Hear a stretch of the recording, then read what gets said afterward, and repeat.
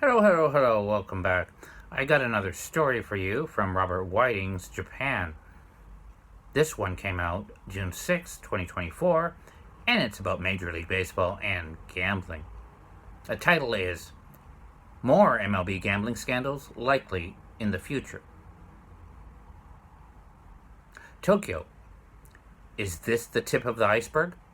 I read with interest the news about the MLB's lifetime ban of San Diego's Padre utility infielder Tucupita Marcano, who had placed hundreds of bets on baseball, including 25 last year when he was a member of the Pittsburgh Pirates.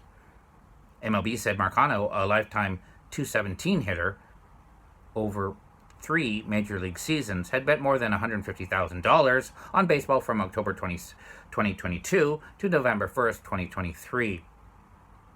$87,319 of which was directly on MLB-related action, winning just over 4% of his MLB-related wagers.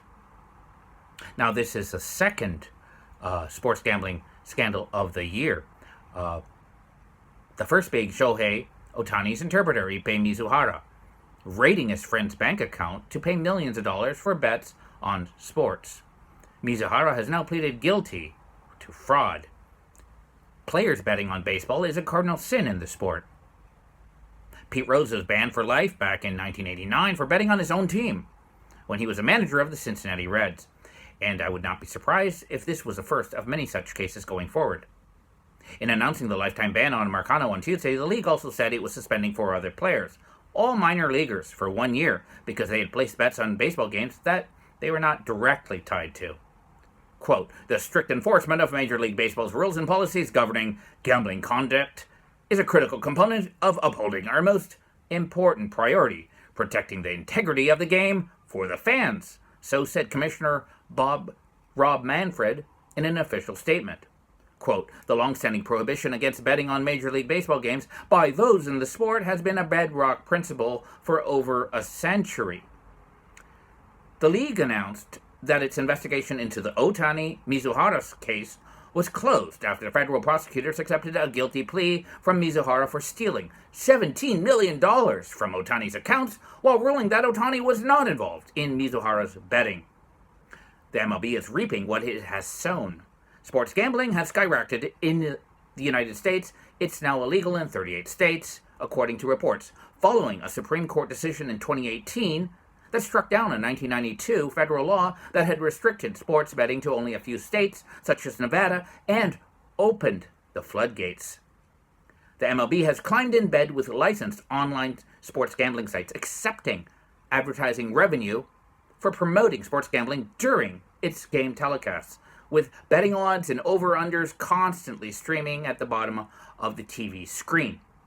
According to the American Gaming Association, Major League Baseball stands to gain $1.1 billion in projected revenue from legal sports betting, quote, as a result of spending from betting operators on advertising, data, and sponsorship, and revenue generated as a result of increased consumption of the league's media and products. So heavily advertised sports gambling has become ubiquitous, easily available on one's smartphone. Quote, the inevitability of corruption is triggered by the enormous amount of money that's at stake, said Fay Vincent, the former MLB commissioner who took over shortly after Pete Rose was banned. In an interview with The Athletic, quote, when you pour all this gambling money into baseball or all the professional sports, or for that matter, even amateur sports, that amount of money is so staggering that eventually the players, and I think tragically the umpires, the regulators, everybody is going to be tempted to see if they can get $1 million. MLB isn't the only sports organization to ban players for gambling. Earlier this year, the NBA banned forward Jonte Porter of the Toronto Raptors for betting on games and for even trying to alter his playing time to help fellow bettors. Now, I don't think we have heard the last of this problem. MLB and other major sports leagues seem to suffer from a kind of schizophrenia, condemning sports gambling by players, but steadily encouraging it amongst fans. It's reminiscent of the U.S. government's stance on smoking. demanding cigarette packages be labeled with health warnings and prohibiting smoking in public areas such as a health nuisance, yet actively promoting the sales and use of marijuana, as in California. Gambling is an addiction, as Mizuhara discovered. People like the thrill of winning and the escaping of huge losses. Gamblers like the risk that is involved with the possibilities of losing huge amounts of money. It's the risk that's the attraction, as the great Fyodor Dostoevsky described in his classic novel, The Gambler. Dostoevsky himself was addicted to roulette. He wrote the following: I believed in my system. Within a quarter of an hour, I won 600 francs. This whetted my appetite. Suddenly I started to lose, couldn't control myself, and lost everything. After that, I took my last money and went to play. I was carried away by this unusual good fortune, and I risked all 35 Napoleons and lost them all. I had 6 Napoleons d'or left to pay the landlady and for the journey.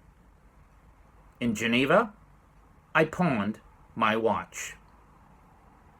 The famed Mayo Clinic puts it this way, quote, compulsive gambling, also called gambling disorder, is the uncontrollable urge to keep gambling despite the toll it takes on your life. Gambling means that you're willing to risk something you value in the hope of getting something of even greater value. Gambling can stimulate the brain's reward system much like drugs or alcohol can, leading to addiction. If you have a problem with compulsive gambling, you may continually chase bets that lead to losses, use up savings, and create debt. You may hide your behavior and even turn to theft or fraud to support your addiction. Compulsive gambling is a serious condition that can destroy lives. So, it seems just a question of time before a big-name MLB player is banned. One wonders, who's next? The end. If you like that, please like and subscribe. And again, please check out Robert Whiting's Japan Substack. That's robertwhiting.substack.com. There you can find regular stories on professional baseball, on Japanese organized crime, and also, next time we'll discuss his new book that's just out. It's about gamblers. It's about fraudsters. It's about scoundrels and conmen that thrived here in post-war Japan. So let's talk about that. Anyways, have a great day.